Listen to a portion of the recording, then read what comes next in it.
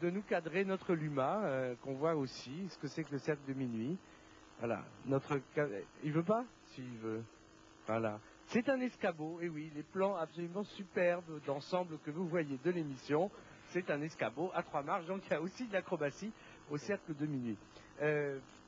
Christian Taguet, le cirque baroque, un autre nom, le Puy aux images, pourquoi? C'est un cheminement, une histoire. Le Puy aux images, c'était une troupe issue justement du spectacle de rue, de la musique dans la rue, de l'exploit, des numéros de funambules, d'acrobates. Et en devenant un cirque, ça s'est appelé le cirque baroque, parce que baroque, justement, c'est ce qui est contraire à l'usage, aux habitudes, et on avait envie de faire un cirque un petit peu différent de l'habitude, sans pour autant renier, bien au contraire, mais faire quelque chose d'autre.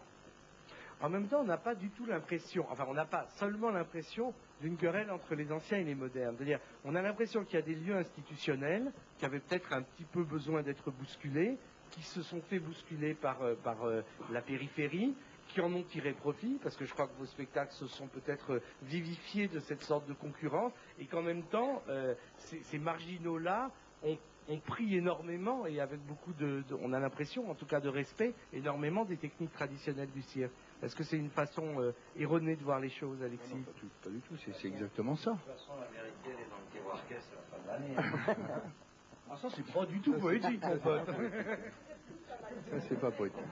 Non, parce que c'est une réalité du cirque aussi qu'on oublie beaucoup trop souvent. C'est que le cirque, c'est la réalité de tous les spectacles. C'est une sacrée entreprise. Faut pas oublier qu'on est des entreprises.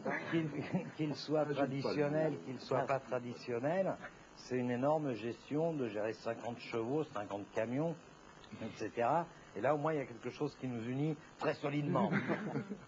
Je voudrais terminer l'émission avec le couple des Petits. Ce sont les parents de Philippe Petit, qu'on connaît, qui est le funambule légendaire. Et Colonel Edmond Petit, vous êtes plutôt spécialiste de l'aviation. Vous avez écrit une grande succession de livres et en même temps, vous faites dans votre travail une analogie entre les gens de l'aviation que vous connaissez, les aviateurs, les pilotes, et les gens du cirque. Et oui, je crois qu'il y a un rapport, et on commence à voir dans l'étymologie. Par exemple, Richthofen, l'âge des âges de la Première Guerre mondiale, avec 80 victoires, sont les Anglais, ses adversaires anglais qui l'ont dit, il a mené un cirque. Bon. Et puis, à la Deuxième Guerre mondiale, vous avez Klostermann, Pierre Klostermann, qui a écrit Le Grand Cirque. Du reste, le livre est de 1948, on a fait un film qui est de 1949. Donc il y a déjà l'idée du cirque dans l'étymologie de l'aviation. Et puis alors il y a toute une série de travail qu'on appelle la voltige aérienne. Et cette voltige, eh bien c'est de l'acrobatie.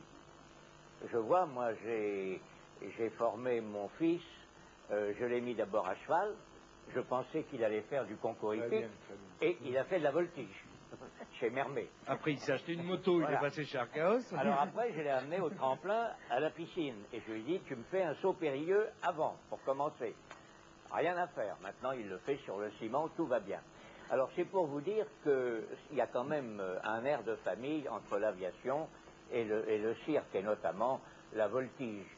Et je vous parlais de Pierre Klostermann, et dans l'anthologie que je viens de faire sur les poètes, le ciel et ses poètes, j'ai emprunté un texte de Klostermann. Un texte qu'il avait fait, c'est très, très court, Ma cocarde. Et c'était pour un gala de l'école de l'air. Et en 4 fois 3 vers, il avait situé sa cocarde, et notamment en finissant par la voltige. Alors, il y a également, j'ai de bons camarades comme Catherine Monoury, qui est championne du monde de voltige, qui travaille exactement comme un acrobate prépare ses numéros pour le cirque. Exactement. Mais il y a plus que ça aussi, il y a une vraie fascination de votre couple pour les gens du voyage. Janine Petit, vous êtes marraine des gens du voyage. Moi, j'ai toujours aimé le cirque et les gens de cirque. Ouais, mais c'est drôle quand même quand on est militaire. Enfin, ça sent quand même pas deux univers. La musique de extrêmement cirque et la comparables. musique À militaire, part le déjà, fait de ça se se lever très tôt ressemble. le matin. Elle est antimilitariste. Vous voyez, vous, une connivence comme ça, c'est drôle comme rapprochement. Parce qu'il y a le mot spectacle dans le spectacle, il y a spectaculaire, et comme disait Pierrot tout à l'heure, c'est... La discipline. Oui, exactement. Il faut dire que l'armée, pendant la Deuxième Guerre mondiale, l'armée américaine est allée chercher le grand cirque Ringling pour avoir un enseignement de comment faire bouger tant de monde, tant de poids, tant de distance, nourrir, tout ça, vraiment. Eh bien, écoutez, c'est sur ce rapprochement saugrenu et je trouve assez poétique en même temps qu'on va se quitter. La semaine prochaine, Alexis. C'était une phrase, juste une toute petite phrase qui a été écrite par Ernest Hemingway et qui a dit « Le cirque est le seul endroit au monde où j'ai rêvé les yeux ouverts ». Je suis désolé d'avoir annoncé quelque chose parce qu'on aurait pu finir là-dessus, mais je vais quand même ne pas vous laisser le dernier mot. Vous la répéterez tout à l'heure pour que ce soit le dernier mot. Pour vous annoncer, il n'y aura donc pas de cercle de minuit demain, mais la messe de minuit. Le programme de la semaine prochaine, c'est un programme festif, surtout pour moi, puisque lundi, je recevrai Gina Lolo-Brigida et Sappho dans la même émission. Mardi, Jean Carmet nous parlera de son ami André Frédéric et nous ferons une émission consacré au vin, avec notamment Georges Lepré, le sommelier du Ritz, et puis le plus ancien caviste de Paris, Jean-Baptiste Besse. Et puis mercredi, alors une émission vraiment, c'est la dernière de l'année, il fallait que ce soit la fête, une émission spéciale danse avec Marie-Claude Pietragala, avec Caroline Carlson et avec Jean-Claude Gallotta, et puis d'autres danseurs, premiers danseurs ou danseurs étoiles de l'opéra qui nous montreront en direct sur le plateau ce qu'ils font, et c'est absolument magnifique. Voilà, programme de fête pour le cercle de minuit, et je laisse la parole à nouveau à Alexis Grus qui va nous citer Hemingway. Le cirque est le seul endroit au monde où j'ai rêvé les yeux ouverts. Joyeux Noël.